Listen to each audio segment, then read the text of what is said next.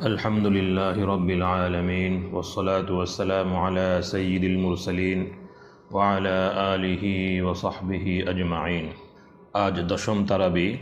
আজকের তারাবিতে 13তম পারা তেলাওয়াত করা হবে, যাতে আছে সূরা ইউসুফের শেষ অংশ, সূরা রাদ, সূরা ইব্রাহিম। আজকের তেলাওয়াত সূরা ইউসুফের যে আয়াতের মাধ্যমে শুরু হবে তা হলো 53 নম্বর আয়াত। وما أبرئ نفسي إن النفس لأمارة بالسوء إلا ما رحم ربي إن ربي غفور رحيم। হযরত ইউসুফ আলাইহিসসালাতু ওয়াসসালামের বাণী যে আমি এ দাবি করি না যে আমার মন সম্পূর্ণ পাক পবিত্র, বস্তুত মন সর্বদা মন্দ কাজেরই আদেশ করে। অবশ্য আমার রব যদি দয়া করেন সেটা ভিন্ন কথা। সে অবস্থায় মনের কোনো চাতুর্য চলে না। নিশ্চয়ই আমার প্রতিপালক অতি ক্ষমাশীল, পরম দয়ালু। এই বাক্যের তাৎপর্য বোঝা যাবে যদি চিন্তা করা হয় যে হযরত ইউসুফ আলাইহিসসালাতু ওয়াসসালাম এই কথাটা কখন বলেছিলেন। সূরা ইউসুফে ইতিপূর্বে যে ঘটনা বর্ণিত হয়েছে যে হযরত ইউসুফ আলাইহিসসালাতু ওয়াসসালাম আজিজে মিসরের পত্নীর চক্রান্তে শিকার হয়ে কারাজীবন বরণ করেন এবং দীর্ঘ সময় কারাগারে অবস্থান করেন। এক পর্যায়ে সকল সত্য উন্মোচিত হয়।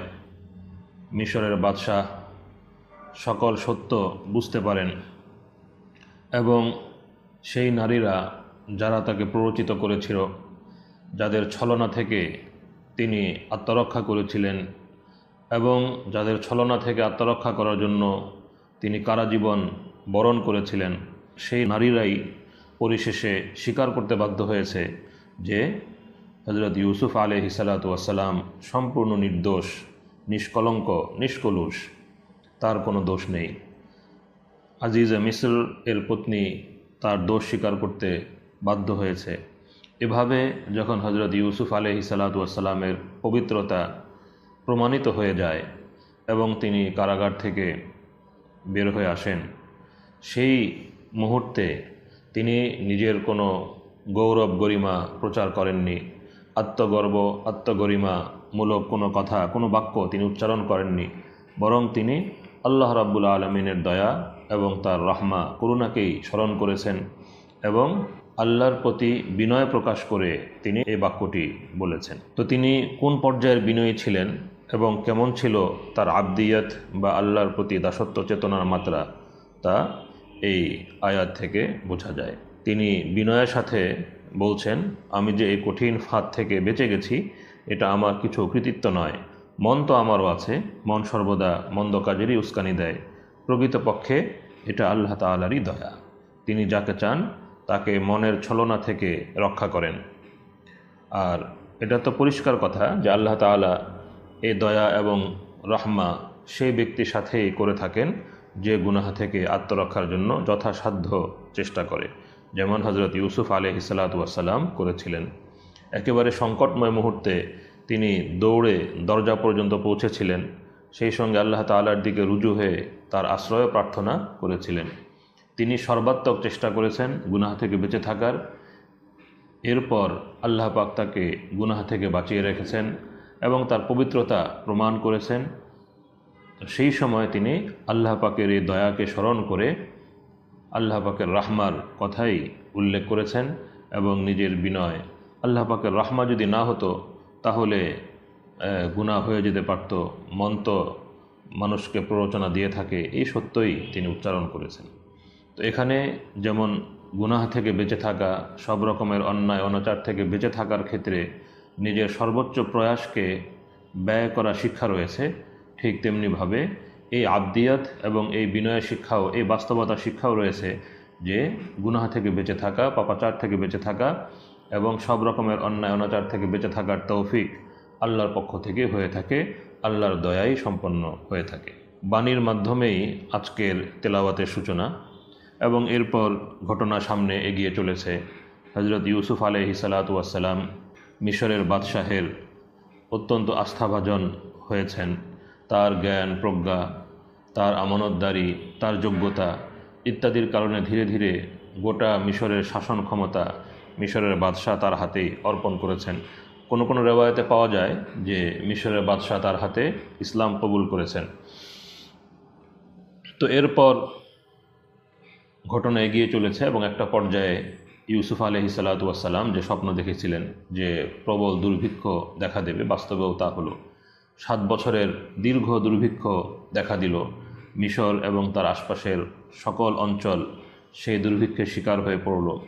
এটার ছবল ফিলিস্তিন পর্যন্ত চলে গেল এবং ফিলিস্তিন থেকে হজরত ইউসুফ আলাইহিসসালাতু ওয়াসসালামের ভাইয়েরা খাদ্য দ্রব্য সংগ্রহ করার জন্য মিশরে আসতে বাধ্য হলেন।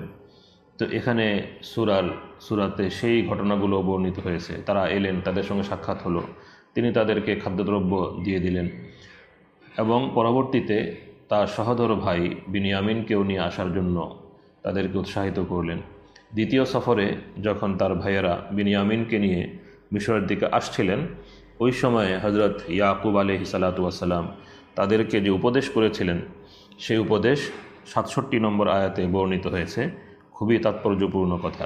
হজরত ইয়াকুব আলাইহিসসালাতু ওয়াসসালাম তাদেরকে উপদেশ দিয়ে বলেছিলেন, ওয়াকালা ইয়া বানিয়া লা তাদখুলু মিন বাবিন ওয়াহিদ ওয়াদখুলু মিন আবওয়াবিন মুতাফাররিকা ওয়ামা উগনি আনকুম মিনাল্লাহি মিন শাই ইনিল হুকমু ইল্লা লিল্লাহ আলাইহি তাওয়াক্কালতু আলাইহি ফালইয়াতাওয়াক্কালিল মুতাওয়াক্কিলুন। হে আমার পুত্রগণ, তোমরা নগরে সকলে এক দরজা দিয়ে প্রবেশ করবে না, বরং ভিন্ন ভিন্ন দরজা দিয়ে প্রবেশ করবে। আমি তোমাদেরকে আল্লাহর ইচ্ছা হতে রক্ষা করতে পারবো না। আল্লাহ ছাড়া কারো হুকুম কার্যকর হয় না। আমি তারই উপর নির্ভর করছি, আর যারা নির্ভর করতে চায় তাদের উচিত তারই উপর নির্ভর করা। তো এই আয়াতে হজরত ইয়াকুব আলাইহিসসালাতু ওয়াসসালাম তার সন্তানদেরকে বিভিন্ন দরজা দিয়ে প্রবেশ করার আদেশ এজন্য করেছিলেন যে তারা 11 ভাইয়ের একটি দল, যারা মাশাআল্লাহ অত্যন্ত সুশ্রী ও স্বাস্থ্যবানও বটে, যদি একই সঙ্গে নগরে প্রবেশ করে তবে বদনজর লেগে যেতে পারে। তো বদনজর থেকে বাঁচার কৌশল বলে দেওয়ার সাথে সাথে হজরত ইয়াকুব আলাইহিসসালাতু ওয়াসসালাম এই পরম সত্যও তুলে ধরলেন যে মানুষের কোনো কলা কৌশলেরই কোনো ক্ষমতা নেই। যা কিছু হয় আল্লাহ তাআলার ইচ্ছাই হয়। তিনি চাইলে মানুষের গৃহীত ব্যবস্থার ভেতর কার্যকারিতা সৃষ্টি করেন, চাইলে তা নিষ্ফল করে দেন। সুতরাং একজন মুমিনের কর্তব্য সর্বাবস্থায় আল্লাহ তাআলার উপর নির্ভর করা, যদিও নিজ সাধ্য অনুযায়ী ব্যবস্থাও গ্রহণ করবে। তো হজরত ইয়াকুব আলাইহিসসালাতু ওয়াসসালাম পুত্রদেরকে ব্যবস্থা গ্রহণের আদেশ করেছেন, তবে সেই ব্যবস্থা গ্রহণের পাশাপাশি এ সত্যও বলে দিয়েছেন যে সর্বাবস্থায় আল্লাহ তাআলার উপরই ভরসা করতে হবে। এরপর ঘটনা এগিয়ে চলেছে এবং পরিশেষে তার ভাইয়েরা হজরত ইউসুফ আলাইহিসসালাতু ওয়াসসালামকে চিনতে পেরেছেন, তাদের নিজেদের অপরাধ স্বীকার করেছেন। হজরত ইউসুফ আলাইহিসসালাতু ওয়াসসালাম তার বাবা মাকে মিশরে নিয়ে আসার আদেশ করেছেন। তো শেষ পর্যায়ে এসে তার বাবা মা, তার ভাইয়েরা সহ সবাই মিশরে চলে আসেন, যার বিবরণ দীর্ঘ এই ঘটনার মধ্যে এসেছে। 100 নম্বর আয়াতে যেখানে ইউসুফ আলাইহিসসালাতু ওয়াসসালামের সাথে তার মা বাবা এবং ভাইদের মিলনের এবং সেখানে মিশরে চলে আসার পরের ঘটনা উল্লেখিত হচ্ছে এবং ইউসুফ আলাইহিসসালাতু ওয়াসসালাম আল্লাহ পাকের দরবারে শুকরগুজারি করে যে কথাগুলো বলেছেন সেই কথাগুলো 100 নম্বর আয়াতে উল্লেখিত হয়েছে। খুবই তাৎপর্যপূর্ণ কথা। ইরশাদ হয়েছে, ওয়ারাফা আবাওয়াইহি আলাল আরশ ওয়া খাররু লাহু সুজ্জাদা ওয়া ক্বালা ইয়া আবাতি হাযা তা'ওয়ীলু রু'য়ায়া মিন ক্বাবল ক্বাদ জা'আলাহা রাব্বী হাক্কান ওয়া ক্বাদ আহসানা বি ইয আখরাজানি মিনাস সিজনি ওয়া জা'a বিকুম মিনাল বাদওয়ি মিন বা'দি আন নাযাগা আশ-শাইতানু বাইনি ওয়া বাইনা ইখওয়াতি ইন্না রাব্বী লাতীফুল লিমা ইয়াশা ইন্নাহু হুয়াল আলীমুল হাকীম। তিনি আনন্দিত হয়ে বললেন, ইউসুফ আলাইহিসসালাতু ওয়াসসালাম বললেন যে আব্বাজি, এই হলো আমার স্বপ্নের ব্যাখ্যা, যা আমার প্রতিপালক সত্যে পরিণত করেছেন। তিনি আমার প্রতি বড়ই অনুগ্রহ করেছেন, আমাকে কারাগার থেকে মুক্তি দিয়েছেন এবং আপনাদেরকে দেহাত থেকে এখানে নিয়ে এসেছেন। অথচ ইতিপূর্বে আমার ও আমার ভাইদের মধ্যে শয়তান অনর্থ সৃষ্টি করেছিল। বস্তুত আমার প্রতিপালক যা ইচ্ছা করেন তার জন্য অতি সূক্ষ্ম ব্যবস্থা করেন। নিশ্চয়ই তিনি সেই সত্তা যিনি পরিপূর্ণ জ্ঞান ও পরিপূর্ণ হিকমতের অধিকারী। তো এখানে ইউসুফ আলাইহিসসালাতু ওয়াসসালাম মা বাবার সাথে সাক্ষাতের পর, সব বিপদ আপদ থেকে মুক্তি পাওয়ার পর যখন বলছেন, তখন কিন্তু তার নিজের দুঃখ দুর্দশা, বিপদ আপদের ঘটনা সেগুলো বলেননি। বিপদ আপদ মুসিবতের সম্পর্কে একটি শব্দও তিনি উচ্চারণ করছেন না। ঘটনাবলী যখন উল্লেখ করছেন তখন শুধু ভালো ভালো দিকগুলোই উল্লেখ করছেন এবং আল্লাহ তাআলা শুকর আদায় করছেন। তিনি কারাবাস করেছেন, কিন্তু তার উল্লেখ না করে উল্লেখ করেছেন কারাগার থেকে মুক্তি লাভের কথা। পিতামাতা হতে কতকাল বিচ্ছিন্ন থাকতে হয়েছে, কিন্তু সে কথার দিকে না গিয়ে তাদের মিশর আগমনের কথাই তিনি উল্লেখ করেছেন এবং আল্লাহ তাআলা শুকর আদায় করেছেন। ভাইয়েরা তার উপর যে জুলুম করেছিল, সেজন্য তাদের বিরুদ্ধে নালিশ না জানিয়ে বরং সেটাকে শয়তানের সৃষ্ট ফ্যাসাদ সাব্যস্ত করে কথা শেষ করে দিচ্ছেন। তো এখান থেকে অত্যন্ত মূল্যবান শিক্ষা পাওয়া যায়, আর তা হচ্ছে প্রত্যেক মানুষের কর্তব্য সে যত কঠিন পরিস্থিতিরই সম্মুখীন হোক, সবসময় ঘটনার ইতিবাচক দিকের প্রতি নজর রাখা এবং সেজন্য আল্লাহ তাআলা শুকর আদায় করা। তো ইতিবাচকতার অত্যন্ত গুরুত্বপূর্ণ দৃষ্টান্ত আমরা হযরত ইউসুফ আলাইহিসসালাতু ওয়াসসালামের এই ঘটনার মধ্যে পেয়ে যাচ্ছি, বিশেষ করে এই ঘটনার 100 নম্বর আয়াতে। তো এইভাবে এই ঘটনার সমাপ্তি হয়েছে যে হযরত ইউসুফ আলাইহিসসালাতু ওয়াসসালামের ভাইয়েরা এবং তার আব্বা আম্মা কিভাবে ফিলিস্তিন থেকে মিশরে চলে আসলেন, সেই ঘটনার বিস্তারিত বিবরণ এভাবে দেয়া হয়েছে। এরপর 102 নম্বর আয়াতে আল্লাহ রাব্বুল আলামিন নবী সাল্লাল্লাহু আলাইহি ওয়াসাল্লামকে লক্ষ্য করে যে কথাগুলো বলেছেন তার সারসংক্ষেপ হলো যে, হে নবী সাল্লাল্লাহু আলাইহি ওয়াসাল্লাম, এসব হলো গায়েবের সংবাদের অংশ যা ওহীর মাধ্যমে আমি আপনাকে জানাচ্ছি। আপনি তো সেই সময় তাদের কাছে উপস্থিত ছিলেন না যখন তারা ষড়যন্ত্র করে নিজেদের সিদ্ধান্ত স্থির করে ফেলেছিল যে ইউসুফকে কুয়ায় ফেলে দিবে। তো এই দীর্ঘ ঘটনা, আল্লাহ রসুল সাল্লাল্লাহু আলাইহি ওয়াসাল্লাম তো সেই ঘটনার সময় উপস্থিত ছিলেন না এবং এই দীর্ঘ ঘটনার এই বিশদ বিবরণ জানার কোনো সূত্র তার নিকটে ছিল না। ইহুদিদের প্রশ্নের উত্তরে এই বিস্তারিত ঘটনা তিনি তাদেরকে জানিয়ে দিয়েছেন আল্লাহ রাব্বুল আলামিনের পক্ষ থেকে ওহীর মাধ্যমে। তার নবুয়ত এবং রিসালাতের সুস্পষ্ট প্রমাণ তা বহন করে।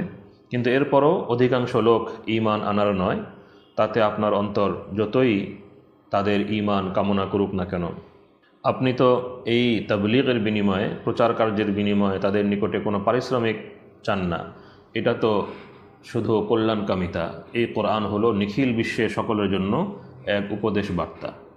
তো এই দৃষ্টান্ত, আল্লাহ রসুল সাল্লাল্লাহু আলাইহি ওয়াসাল্লামের এই ঘটনা জানিয়ে দেওয়া, এটা তো একটা দৃষ্টান্ত। এই দৃষ্টান্ত দেখার পরে তাদের ঈমান আনার প্রয়োজন ছিল, কিন্তু তারা ঈমান আনেনি। আল্লাহ তাআলা বলেন যে এরকম আরও কত দৃষ্টান্ত আকাশমণ্ডলীয় পৃথিবীতে কত নিদর্শন রয়েছে যার উপর দিয়ে তাদের বিচরণ হয়, কিন্তু তারা তা দেখে না, মুখ ফিরিয়ে নেয়। কিন্তু দায়ীর কর্তব্য দাওয়াতের কাজ চালিয়ে যাওয়া। 108 নম্বর আয়াতে আল্লাহ তাআলা নবী সাল্লাল্লাহু আলাইহি ওয়াসাল্লামকে আদেশ করেছেন যে আপনি বলে দিন, কুল হাযিহি সাবিলি আদউ ইলাল্লাহ আলা বাসীরাতিন আনা ওয়া মান ইত্তাবা'আনি ওয়া সুবহানাল্লাহি ওয়া মা আনা মিনাল মুশরিকিন। বলে দিন, এই আমার পথ, তাওহীদের পথ, ঈমানের পথ, এই আমার পথ। আমি পরিপূর্ণ উপলব্ধির সাথে আল্লাহর দিকে ডাকি এবং যারা আমার অনুসরণ করে তারাও। আল্লাহ সব রকম শরিক থেকে পবিত্র। যারা আল্লাহর সঙ্গে কাউকে শরিক করে আমি তাদের অন্তর্ভুক্ত নই।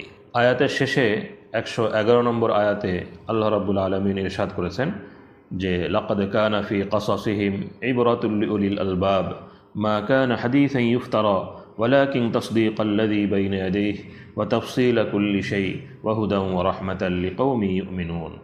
নিশ্চয়ই তাদের ঘটনায় বোধ সম্পন্ন ব্যক্তিদের জন্য শিক্ষা গ্রহণের উপাদান আছে।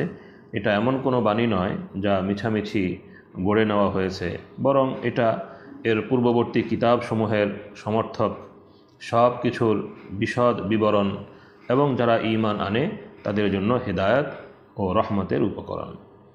তো যারা ঈমান আনে, আল্লাহর প্রতি বিশ্বাস রাখে, আল্লাহকে ভয় করে, তারাই আল্লাহ পাকের পক্ষ থেকে অবতীর্ণ এই কালামের মাধ্যমে উপকৃত হবে, আল্লাহ পাকের রহমত লাভ করবে। দ্বিতীয় সূরা, সূরা রাদ। এটি মক্কি সূরা এবং হিজরতের পূর্বে নাজিল হয়েছে।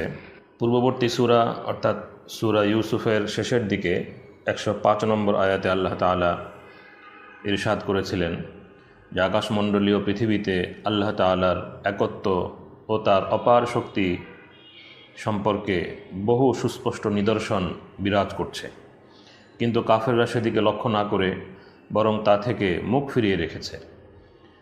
তো এবার এই সূরায় অর্থাৎ সূরা রাদে সেসব নিদর্শনের কিছুটা বিশদ বিবরণ পেশ করা হয়েছে, যেগুলো ডেকে ডেকে বলছে যে মহাশক্তিমান সত্তা বিশ্বজগতের এই বিস্ময়কর নিয়ম শৃঙ্খলা চালু করেছেন, তার নিজ প্রভুত্ব প্রতিষ্ঠার জন্য কোনো সাহায্যকারী ও শরীকের প্রয়োজন নেই। এই সূরায় সৃষ্টি জগতের যেসব নিদর্শন বর্ণিত হয়েছে তার মধ্যে একটি হচ্ছে বজ্র ও বিজলি। এই সূরার 13 নম্বর আয়াতে তার উল্লেখ রয়েছে। আরবিতে বজ্রকে বলা হয় রাদ, সেই হিসেবেই এই সূরার নাম রাখা হয়েছে সূরাতু রাদ। তো সূরার শুরুতে আল্লাহ তাআলার বড়ত্ব মহত্ব, তার একত্বের দলিলসমূহ বর্ণিত হয়েছে এবং এ প্রসঙ্গে আসমান জমিন, চন্দ্র সূর্য, রাত দিন, পাহাড় পর্বত, নদীনালা এবং ভূমি থেকে উৎপন্ন শস্য এবং বিভিন্ন রঙের বর্ণের বিচিত্র স্বাদের এবং গন্ধের ফলসমূহ সৃষ্টি করা ইত্যাদির বিবরণ এখানে খুবই হৃদয়স্পর্শী এবং আকর্ষণীয় ভাষায় উপস্থাপিত হয়েছে।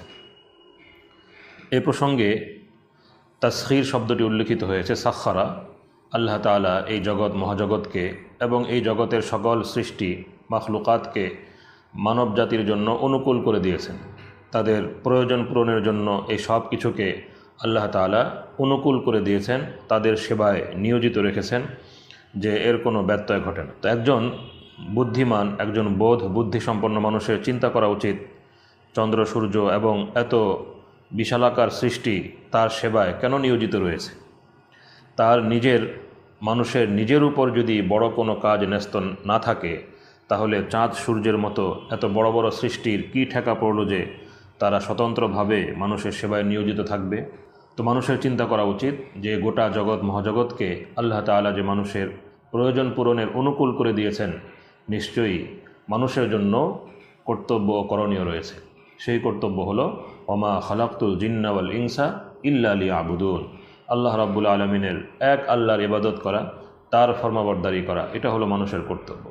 এবং এই জগৎ মহাজগৎকে আল্লাহ পাক সৃষ্টি করেছেন, এই সৃষ্টি অর্থহীন নয়, বরং আল্লাহ পাকের ফরমাবরদারি এবং নাফরমানির হিসাব তিনি অবশ্যই গ্রহণ করবেন। তো আল্লাহ তাআলার হিকমত এবং ইনসাফের প্রতি যদি লক্ষ্য করা হয়, তাহলে এটা হতেই পারে না যে তিনি ভালো মন্দ, জালেম মজলুম সবার সাথে একই রকম আচরণ করবেন। যদি এই দুনিয়ার পর আখিরাত না থাকে, আরেকটি জগৎ না থাকে যেখানে ভালো লোকদেরকে তাদের ভালো কাজের পুরস্কার ও মন্দ লোকদেরকে তাদের মন্দ কাজের শাস্তি দেওয়া হবে, তাহলে তো ভালো মন্দের মধ্যে পরিণামগত কোনো পার্থক্য আর থাকে না, সব সমান হয়ে যায়। এটা হতেই পারে না। সুতরাং চিন্তা ভাবনা করলে বুঝে আসে, পরিষ্কার এই বিষয়টি প্রমাণিত হয় এবং আল্লাহ রাব্বুল আলামিন তা দ্ব্যর্থহীন ভাষায় বলেও দিয়েছেন যে অবশ্যই আখিরাত আসবে। 5 নম্বর আয়াতে আল্লাহ তাআলা কাফেরদের একটি উক্তিকে এবং কাফেরদের আশ্চর্য বোধের উপর আশ্চর্য করতে বলছেন যে ওই কাফেরদের উপর যদি আপনি বিস্মিত হন, তবে তাদের এই উক্তি বাস্তবিকই বিস্ময়ের ব্যাপার যে আমরা মাটিতে পরিণত হওয়ার পরও কি সত্যি সত্যি নতুনভাবে জীবন লাভ করব। কারণ যে সত্তা এই মহাবিশ্বকে নাস্তি থেকে অস্তিত্বে আনয়ন করতে পারেন এবং এই গোটা জগৎকে নিখুঁতভাবে পরিচালনা করতে পারেন, তার জন্য মানুষকে পুনরায় জীবিত করা কিছুতেই কঠিন নয়। বরং বিস্ময়ের ব্যাপার তো এটা যে এইসব কাফের চোখের সামনে আল্লাহ তাআলার অপার ক্ষমতার অসংখ্য নিদর্শন দেখতে পাচ্ছে, তা সত্ত্বেও তারা পুনর্বার মানুষকে সৃষ্টি করা এই বিষয়টাকে আল্লাহ তাআলার ক্ষমতার বাইরে মনে করছে। আল্লাহ তাআলা তাদের সম্পর্কে বলছেন, উলাইকাল্লাযীনা কাফারু বিরাব্বিহিম ওয়া উলাইকাল আগলালু ফি আনাকিহিম ওয়া উলাইকা আসহাবুন নার হুম ফিহা খালিদুন। এরাই তো ওই সকল লোক যারা নিজেদের প্রতিপালকের শক্তিকে অস্বীকার করে, এবং এরাই হলো তারা যাদের গলদেশে লাগানো রয়েছে বেড়ি, তারা জাহান্নামবাসী, যাতে তারা সর্বদা থাকবে। এখানে উলাইকাল আগলালু ফি আনাকিহিম, যাদের গলদেশে বেড়ি লাগানো রয়েছে, এই কথাটা খুবই তাৎপর্যপূর্ণ। মুফাসসিরগণ যেমন আখিরাতে তাদের শাস্তিমূলকভাবে তাদের গলায় বেড়ি পরানো থাকবে, এই বিষয়টি যেমন তারা উল্লেখ করেছেন, একদল মুফাসসির এর ব্যাখ্যা এভাবেও করেছেন যে আসলে ইসলাম পূর্ব সমাজে দাসদের সাথে এরকম আচরণ করা হতো যে তাদের গলায় বেড়ি লাগানো থাকতো। গলায় বেড়ি থাকা এটা হলো দাসত্বের পরিচায়ক। তো এই আয়াতে এই বিষয়ের দিকেও ইশারা করা হচ্ছে বা হতে পারে যে ওই সব কাফের গলদেশে খেয়াল খুশি ও ইন্দ্রিয় পরায়ণতা ও শয়তানের দাসত্বের বেড়ি পরানো রয়েছে। এ কারণেই তারা নিরপেক্ষভাবে কোনো কিছু চিন্তা ভাবনা করার ক্ষমতা রাখে না। যাদের গলায় বেড়ি পরানো থাকে, বেড়ি পরানোর কারণে তারা ডান বামে ফিরে তাকাতে পারে না। তো এরকম এসব কাফেরের পক্ষে সত্য দর্শন ও সত্যের প্রতি ধ্যান মন দেওয়ার তৌফিক হয় না, এরা তা থেকে বঞ্চিত।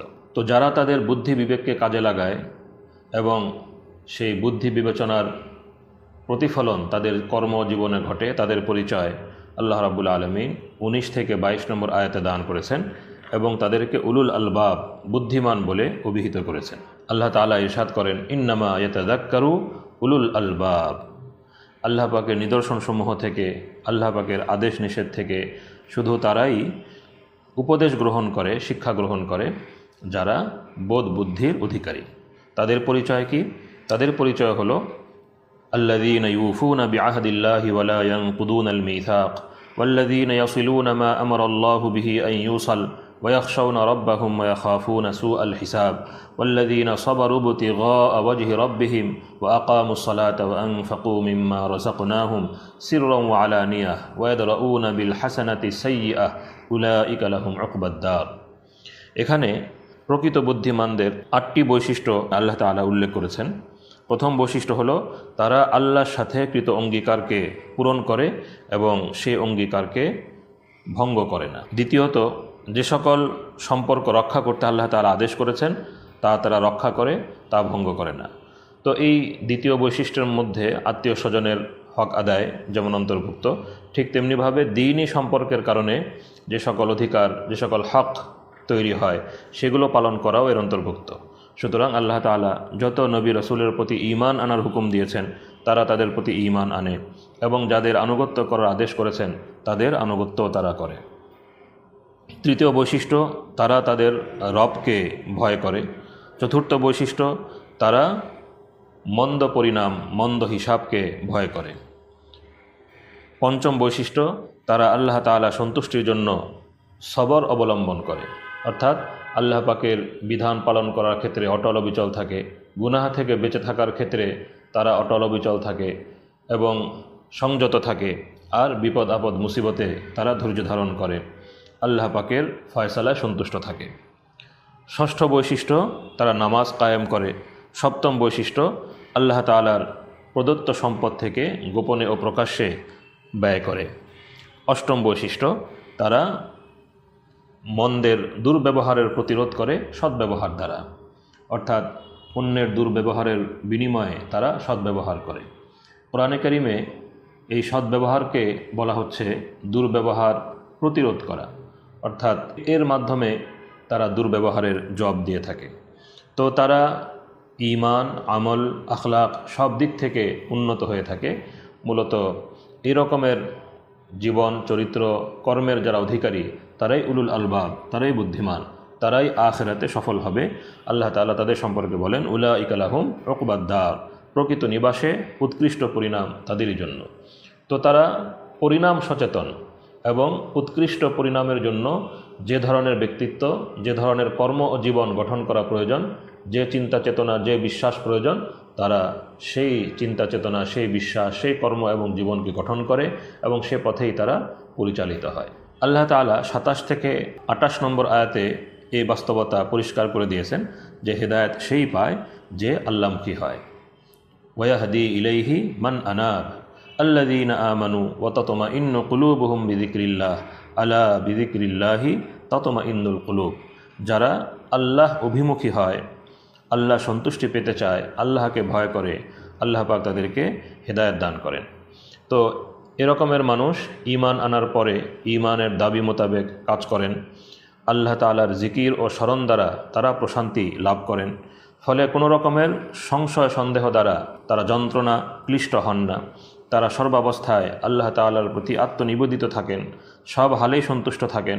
অবস্থা ভালো হলে আল্লাহ তাআলা শুকর আদায় করেন, আর যদি দুঃখ কষ্ট দেখা দেয় তখন সবর অবলম্বন করেন এবং আল্লাহ তাআলার কাছে দোয়া করেন তিনি যেন তা দূর করে দেন।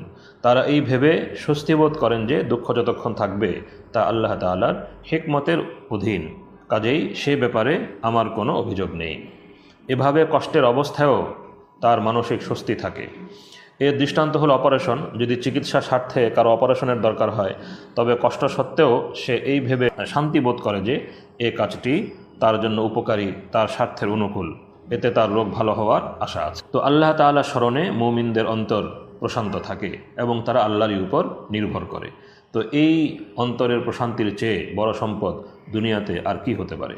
আর আখিরাতে তাদের ব্যাপারে আল্লাহ তাআলা বলেন যে তাদের জন্য রয়েছে তুবা লাহুম হুসনু মাআব, তাদের জন্যই মঙ্গলময়তা এবং উৎকৃষ্ট পরিণাম। সূরার শেষে রাসূলুল্লাহ সাল্লাল্লাহু আলাইহি ওয়াসাল্লামের রিসালাতকে বর্ণনা করে এই সূরার শেষ হয়েছে। 43 নম্বর আয়াতে আল্লাহ তাআলা ইরশাদ করেন, ওয়ায়াকুলুল লাযীনা কাফারু লাস্তা মুরসালা কুল কাফা বিল্লাহি শাহীদাম বাইনি ওয়া বাইনাকুম ওয়া মান ইনদাহু ইলমুল কিতাব। যারা কুফর অবলম্বন করেছে তারা বলে তুমি রসুল নও। বলে দিন আমার ও তোমাদের মধ্যে সাক্ষী রূপে আল্লাহ এবং প্রত্যেক ওই ব্যক্তি যথেষ্ট যার কাছে কিতাবের জ্ঞান আছে। আজকের তেলাওয়াতের তৃতীয় সূরা হলো সূরা ইব্রাহিম। এটি মক্কি সূরা এবং অন্যান্য মক্কি সূরাসমূহের মতো এই সূরারও আলোচ্য বিষয় হলো ইসলামের মৌলিক আকিদা বিশ্বাসকে সপ্রমাণ করা এবং তা অস্বীকার করার ভয়াবহ পরিণাম সম্পর্কে সতর্ক করা। আরবের মুশরিকেরা হযরত ইব্রাহিম আলাইহিস সালাতু ওয়াস সালামকে মানত, তাই সূরার শেষ রুকুর আগের রুকুতে তার সেই আবেদনময় দোয়া উল্লেখ করা হয়েছে, যে দোয়ায় তিনি সুস্পষ্ট ভাষায় শিরক ও মূর্তি পূজার নিন্দা জানিয়ে আল্লাহ তাআলার কাছে আবেদন করেছিলেন যেন তাকে ও তার সন্তানদেরকে মূর্তি পূজা থেকে মুক্ত রাখা হয়। এ কারণে এই সূরার নাম সূরা ইব্রাহিম। এ সূরা শুরু হয়েছে কোরআনে কারীমের মর্যাদা ও মাহাত্ম্যের বর্ণনার মধ্যে দিয়ে। আলিফ লাম রা কিতাবুন আনজালনাহু ইলাইকা লিতুখরিজান নাসা মিনাল যুলুমাতি ইলান নূর বিইذনি রাব্বিহিম ইলা সিরাতিল আজিজিল হামিদ। এটি এক কিতাব যা আমি আপনার প্রতি নাজিল করেছি যাতে আপনি মানুষকে তাদের প্রতিপালকের নির্দেশক্রমে অন্ধকার হতে বের করে আলোর ভেতর নিয়ে আসতে পারেন, অর্থাৎ সেই সত্তার পথে যার ক্ষমতা সকলের উপর প্রবল এবং যিনি সমস্ত প্রশংসার উপযুক্ত। এরপর আল্লাহ তাআলার তাওহীদের দলিলসমূহ বর্ণিত হয়েছে এবং আল্লাহ রাসূল সাল্লাল্লাহু আলাইহি ওয়াসাল্লামকে সান্ত্বনা দেওয়ার জন্য পূর্ববর্তী আম্বিয়া কেরামের কিছু ঘটনাও এখানে উল্লেখিত হয়েছে, যে কিভাবে পূর্ববর্তী আম্বিয়া কেরামের কওম তাদের দাওয়াতকে প্রত্যাখ্যান করেছে এবং কত রকমের অপযুক্তির অবতারণা করেছে। তো কোরআনে কারীম এই প্রসঙ্গে সূরা ইব্রাহিমে তাদের কয়েকটি অপযুক্তি এবং তাদের কয়েকটি সন্দেহ সংশয়ের উল্লেখ করেছে। প্রথম সন্দেহ তো হলো আল্লাহ তাআলা সম্পর্কে। তারা বলেছে ইন্না কাফারনা বিমা উরসিলতুম বিহি ওয়া ইন্না লাফি শাক্কিম মিম্মা তাদউনানা ইলাইহি মুরিব। যে বার্তা দিয়ে তোমাদেরকে পাঠানো হয়েছে আমরা তা প্রত্যাখ্যান করেছি, আর তোমরা যে বিষয়ের দাওয়াত দিচ্ছ সে সম্পর্কে আমাদের গভীর সন্দেহ আছে। তো আল্লাহ তাআলা সম্পর্কে, আল্লাহ তাআলার তাওহীদ সম্পর্কে, আল্লাহ তাআলার বড়ত্ব মহত্ব সম্পর্কে তারা সন্দেহ সংশয় প্রকাশ করেছে। তো রাসূলগণ তাদের এই কথার জবাব দিয়েছেন, আফিল্লাহি শাক ফাতিরিস সামাওয়াতি ওয়াল আরদ ইয়াদউকুম লিয়াগফিরা লাকুম মিন যুনুবিকুম ওয়া ইউআখিরাকুম ইলা আজালিম মুসাম্মা। যে আল্লাহ সম্পর্কে সন্দেহ হতে পারে, যিনি আকাশমণ্ডলী এবং পৃথিবীর স্রষ্টা, তোমাদের সত্তা, তোমাদের চারপাশের প্রকৃতি, গোটা সৃষ্টি জগতে আল্লাহ রাব্বুল আলামিনের সত্তার এবং আল্লাহ রাব্বুল আলামিনের গুণাবলীর, তার বড়ত্ব মহত্ব, তার কুদরত এবং তার বিস্তৃত জ্ঞান ও প্রজ্ঞার অসংখ্য নিদর্শন বিদ্যমান। তো আল্লাহ সম্পর্কে সন্দেহ, এটা কি হতে পারে? তিনি তোমাদেরকে ডাকছেন তোমাদের খাতিরে, তোমাদের পাপরাশি ক্ষমা করার জন্য এবং পৃথিবীর জীবনে তোমরা যদি তাকে মেনে চলো তাহলে একটা সময় পর্যন্ত তোমাদেরকে সুখে শান্তিতে এই পৃথিবীতে বসবাস করানোর জন্য। তো তার দাওয়াতকে প্রত্যাখ্যান কিভাবে করা যেতে পারে? এ সূরায় ঈমান এবং কুফরকে উপমা দিয়ে বোঝানো হয়েছে যে ঈমান এর দৃষ্টান্ত হলো একটি পবিত্র বৃক্ষের মতো, যার মূল ভূমিতে সুদৃঢ়ভাবে স্থিত আর তার শাখা প্রশাখা আকাশে বিস্তৃত। মুফাসসিরগণ বলেছেন পবিত্র বৃক্ষ হলো খেজুর গাছ। খেজুর গাছের শিকড় মাটির নিচে অত্যন্ত শক্তভাবে গাড়া থাকে, তীব্র বাতাস বা ঝড়ো হাওয়া তার কোনো ক্ষতি করতে পারে না। তো এইভাবেই তাওহীদের কালিমা যখন মানুষের মন মস্তিষ্কে বদ্ধমূল হয়ে যায়, তখন ঈমানের কারণে তার সামনে যতই কষ্ট, ক্লেশ ও বিপদাপদ দেখা দিক না কেন, তাতে তার ঈমানে বিন্দুমাত্র দুর্বলতা সৃষ্টি হয় না।